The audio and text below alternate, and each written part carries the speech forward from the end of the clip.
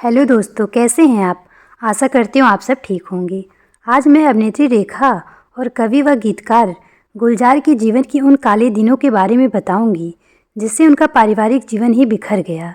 उससे पहले मैं आपको रेखा के जीवन के कुछ पहलू से अवगत करा देती हूँ। एक्ट्रेस रेखा का जन्म भारत की आज़ादी के कुछ ही घंटों बाद 15 अगस्त 1947 को एक बंगाली परिवार में हुआ था। उन्होंने अपने कैरियर की शुरुआत बंगाली फिल्मों से की और उनकी पहली हिंदी फिल्म जीवन मृत्यु थी। हिंदी सिनेमा में उन्होंने 100 से अधिक फिल्मों में अभिनय किया है। उन्हें 3 बार फिल्मफेयर अवार्ड और 1 बार राष्ट्रीय अवार्ड से सम्मानित किया जा चुका है। इसके साथ ही उन्हें पद्मश्री अवार्ड से भी नवाजा जा चुका है। जब वो 16 साल की थी तभी डायरेक्टर अजय विश्वास से शादी कर ली थी, लेकिन यह शादी लंबे समय तक न चल सकी और वो अलग हो गए। फिर रेखा की मुलाकात कवि व गीतकार गुलजार से हुई। गुलजार वो शख्स हैं जिनकी पहचान उनके शेरो शायरी व गीतों से होती है। उनकी लेखनी ही उनकी पहचान है। अगर आपको गुलजार के बारे में और अधिक जानना हो तो आप इसी चैनल पर जाकर वीडियो को देख सकते हैं। चलिए अब गुलजार और रेखा के उस काले दिनों की तरफ ले चलती हूँ जिसने उनके वैवाहिक जीवन को ही तबाह कर दिया। राखी और गुलजार की कई मुलाकातों ने उन्हें प्यार का एहसास दिलाया और फिर वो दोनों 1973 में शादी के बंधन में बंध गए।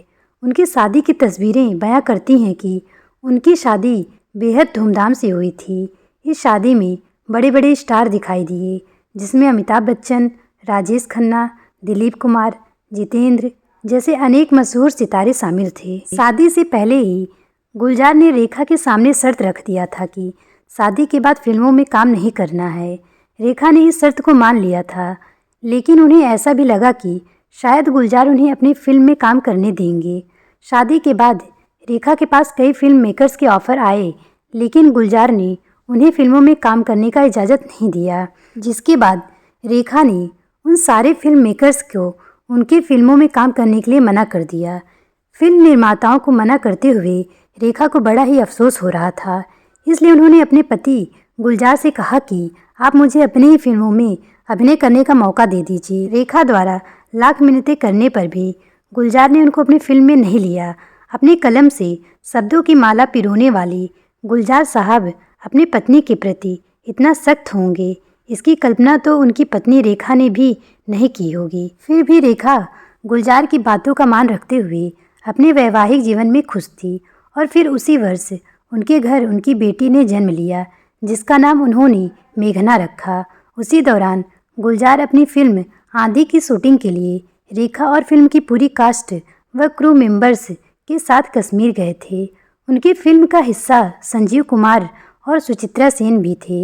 एक रात फिल्म की पूरी कास्ट साथ बैठकर बातें कर रही थी। उसी बीच एक्ट्रेस सुचित्रा अपने कमरे में जाने के लिए जैसे ही उठी, वैसे ही नशे के हालत में डूबे हुए संजीव कुमार उनका हाथ पकड़ लिए और उन्हें कमरे में जाने से रोकने लगे।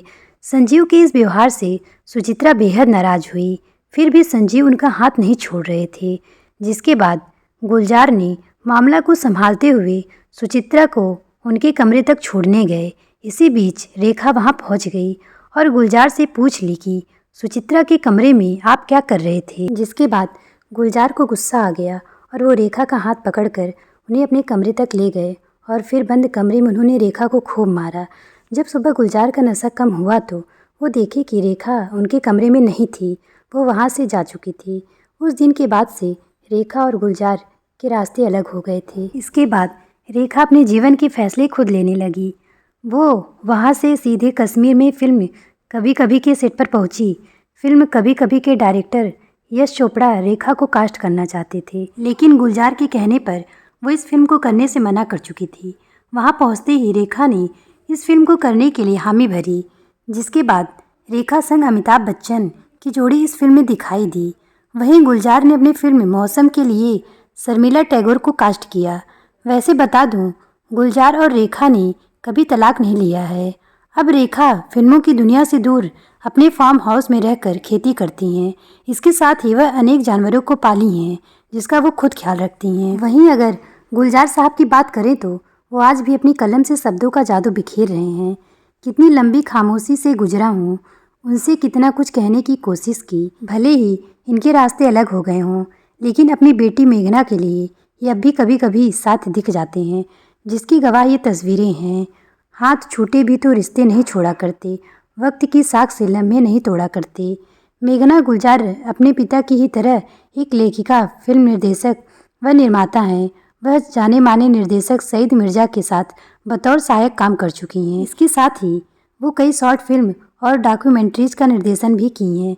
हमेशा से सफ़ेद लिबास में नज़र आने वाले गुलजार साहब एक बार अपनी बेटी के आग्रह करने पर ग्रे रंग के कुर्ते में भी दिखाई दिए हैं। ऐसी अनेक जानकारी के लिए इस चैनल से जुड़े रहें। अगर वीडियो पसंद आए तो लाइक सब्सक्राइब करना न भूलें।